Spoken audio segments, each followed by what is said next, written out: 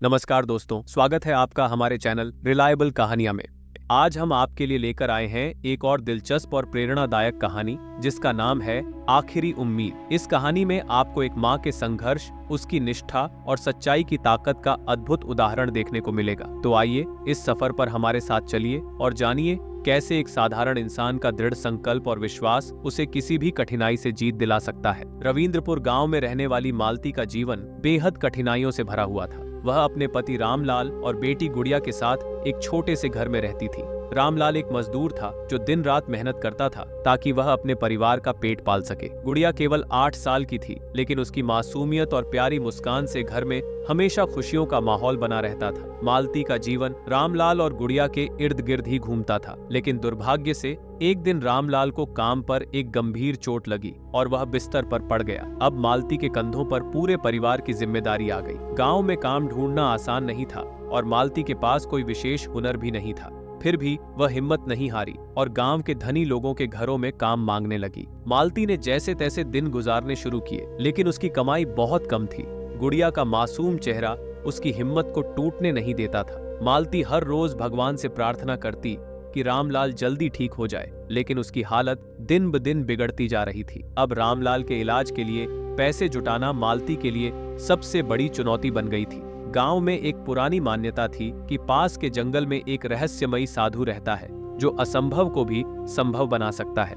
लोग कहते थे कि वह साधु हर किसी की मदद नहीं करता, लेकिन अगर कोई सच्चे दिल से उससे प्रार्थना करे तो वह जरूर मदद करता है। मालती ने इस बात को सुना तो उसके दिल में एक उम्मीद जगी। उसने फैसला किया कि वह उस साधु से मिलकर रामलाल के ठीक होने की प्रार्थना करेगी। एक दिन सुबह सुबह मालती जंगल की ओर चल पड़ी। रास्ता कठिन और डरावना था, लेकिन अपने पति और बेटी के भविष्य के लिए वह किसी भी खतरे से नहीं डर रही थी। चलते चलते वह जंगल के भीतर पहुंच गई, जहां उसे साधु की कुटिया दिखाई दी। उसने हिम्मत जुटाकर कुटिया का दरवाजा खटखटाया। अंदर से एक बूढ़ा साधु निकला, जिसने उसे भीतर आने का संकेत दिया। मालती ने साधु के चरणों में गिरकर अपनी पूरी व्यथा सुनाई और रामलाल के ठीक होने की प्रार्थना की।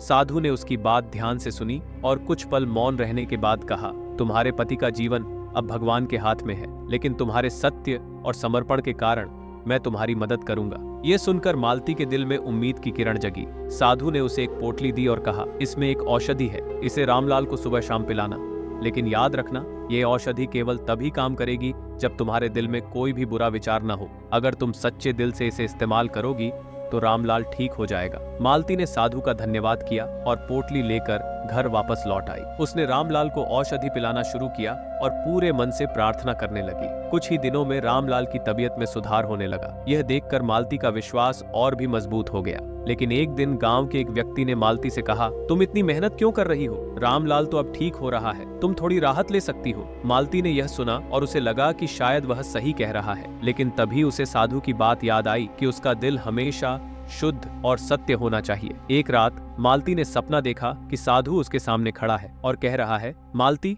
याद रखना, तुम्हारे दिल की शुद्धता ही रामलाल की जिंदगी को बचा रही है। कभी भी अपने दिल को मैला मत होने देना। ये सुनकर मालती की आंखें खुल गईं और उसने दृढ़ निश्चय किया कि वह कभी भी अपने मन में कोई बुरा विचार नहीं आने देगी। समय बीतता गया और रामलाल पूरी तरह से ठीक हो गया। मालती की मेहनत और साधु की औषधि ने चमत्कार कर दिखाया था, लेकिन मालती को यह समझ आ गया था कि केवल औषधि ही नहीं, बल्कि उसके दिल की शुद्धता और सत्यता ही असली औषधि थी। रामलाल के ठीक होने के बाद मालती ने साधु को धन्यवाद देने के लिए फिर से जंगल का रास्ता पकड़ा, लेकिन जब वह वहां पहुंची तो साधु और उसकी कुटिया कहीं भी नहीं थी।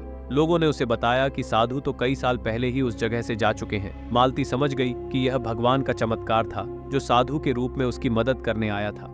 उस दिन से मालती ने सीख लिया कि जीवन में कितनी भी कठिनाइयां आएं, अगर हमारा दिल शुद्ध और सत्य के रास्ते पर है तो भगवान हमारी मदद जरूर करता है। मालती और रामलाल ने अपनी बेटी गुड़िया को भी यही सिखाया कि सच्चाई और ईमानदारी ही जीवन का असली आधार है।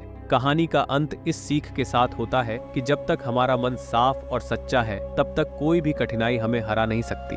तो दोस्तों, यह थी हमारी आज की कहानी आखिरी उम्मीद। हमें उम्मीद है कि यह कहानी आपके दिल को छू गई होगी और आपको सिखाया होगा कि जीवन में चाहे कितनी भी मुश्किलें आएं, अगर हमारा दिल सच्चा और साफ है तो कोई भी चुनौती हमारे रास्ते में रुकावट नहीं बन सकती। अगर आपको यह वीडियो पसंद आया हो तो इसे लाइक करें, हमारे चैनल को सब्सक्राइब करें और बेल आइकन को दबाना न भूलें ताकि आप हमारी नई कहानियों का आनंद सबसे पहले ले सकें। धन्यवाद।